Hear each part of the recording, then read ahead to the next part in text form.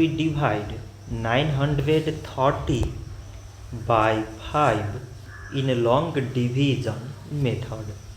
5 times 1 is 5. On subtracting we get 4. So now we put down this 3 and it is 43.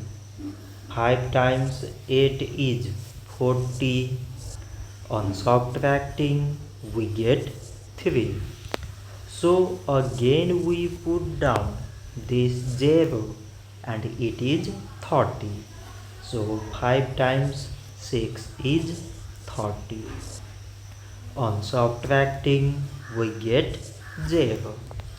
So 930 divided by 5 is 186. So this much for today and thanks for watching.